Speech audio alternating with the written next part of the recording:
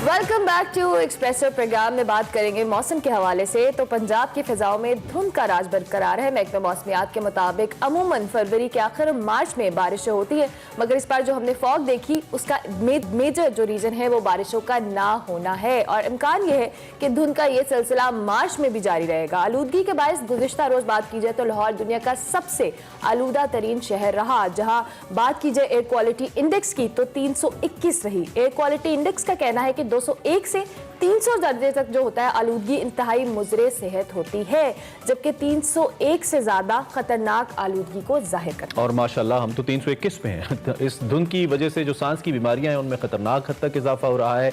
बीमारियों से बचने के लिए तिब्बी माहिरीन ने शहरियों को मास्क पहनने और गैर जरूरी तौर पर खुले मकामात पर न जाने की हिदायत की है। दूसरी जानिब हम अगर ज़रई माहिरीन की बात करें तो उन्होंने भी धुंध को फसलों के लिए इंतहाई नुकसान करार दिया है और खदशा जाहिर किया है कि अगर बारिशें न हुई तो ज़ेरे ज़मीन पानी की सतह में भी कमी आ सकती है। इस हवाले से सिचुएशन कितनी वर्स्ट है हमने आपको बताया, लेकिन टेक्निकली इसका अंदाजा लगाते हैं। जरा DG Met doctor Khalid Malik हमारे साथ मौजूद हैं, उनसे पूछ लेते हैं। डीजी मेट साहब, थैंक यू वेरी मच, आपने हमें ज्वाइन किया। सबसे पहले तो हमें ये बताइएगा कि ये जो इंडेक्स है इसकी बुनियादी वजह क्या है कि हम इतने ज्यादा डेंजरस जोन के अंदर मौजूद हैं एयर इंडेक्स क्वालिटी इंडेक्स को लेकर, और दूसरी बात यह कि इसका रिवर्सल कैसे मुमकिन है? क्या इमीडिएटली कुछ ऐसे इकदाम किए जा सकते हैं कि हम वापस आएं इससे? देखिए, मसला ये है कि इंडेक्स बढ़ता क्यों है। आपकी जो एटमॉस्फेयर है उसमें जब चीजें डिफरेंट सस्पेंड हो जाती हैं, टिनी पार्टिकल सस्पेंड हो जाती हैं, तो वो आपकी पोल्यूशन का बोझ बनती हैं। अब उसमें टिनी पार्टिकल्स में क्या चीज हो जाती है? आपके पास वाटर कंटेंट्स हैं, आपके पास डस्ट पार्टिकल्स हैं और आपके पास कार्बन पार्टिकल्स हैं। वाटर कंटेंट्स या के जो डस्ट पार्टिकल्स हैं वो तो आपको नुकसान नहीं देते, वो आपकी सिर्फ विजिबिलिटी को कम करते हैं। लेकिन अगर साथ कार्बन के एटम्स जो है वो मिल जाएं, और जो कार्बन के एटम्स की मेन सोर्स है वो आपकी गाड़ियां हैं, आपकी इंडस्ट्री है, और इससे आपको पता है कि रेगुलर आपकी कार्बन जो है वो जनरेट होती रहती है और वो कार्बन आपके एटमॉस्फेयर में सस्पेंडेड रहती है। और उसकी वजह से जो आप इनहेल करते हैं वो कार्बन आपके अंदर चली जाती है, आपके फेफड़ों में जाती है, और वो फेफड़ों में आपको सांस लेने में दुश्वारी होती है और आपको फिर वो आहिस्ता आहिस्ता आपको सेहत के लिहाज से नेगेटिव इम्पैक्ट करती है। सही। अब ये नॉर्मली जब ये होती है तो इसको खत्म करने के लिए ये होता है कि एक नेचुरल सिस्टम है कि आपके पास विंड्स चलती हैं, और उस विंड्स के साथ जब रेन सिस्टम आता है तो रेनी सिस्टम आपके एटमॉस्फेयर को क्लीन करता है। इस दफा हमारे पास जब विंटर स्टार्ट हुआ तो हमारे पास बहुत कम रेन्स हुई। जनवरी के स्टार्ट में एक रेन हुई, फिर उसके बाद जनवरी इसी तरह गुजर गया। फरवरी में अभी कोई खास रेन स्टार्ट ही नहीं हुई, और अभी मार्च में भी हमें कोई ज्यादा अच्छी रेंज नजर नहीं आ रही।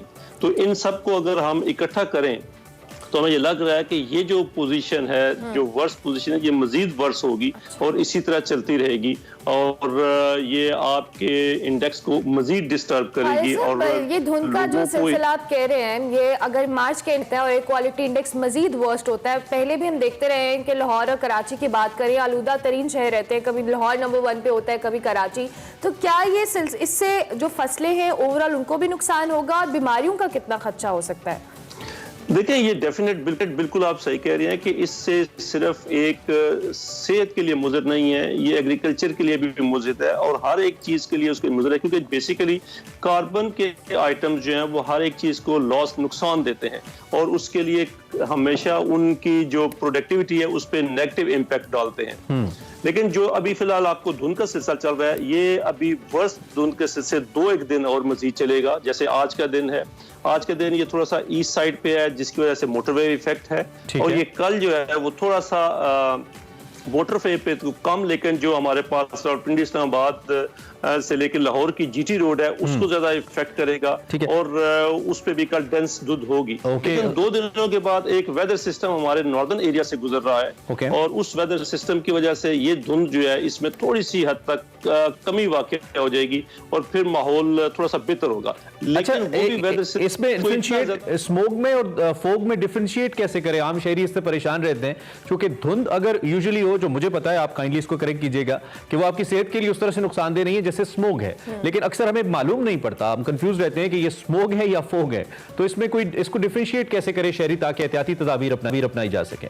नहीं, शहरी इसको डिफरेंशिएट नहीं कर सकते, क्योंकि ये बेसिकली एक टेक्निकल चीजें हैं। और इस टेक्निकल चीजें में हम ये कह सकते हैं कि आपको विजिबिलिटी कम नजर आएगी और आपको ये फील होगा कि यार ये स्मोक है, हेज है या ये फॉग है।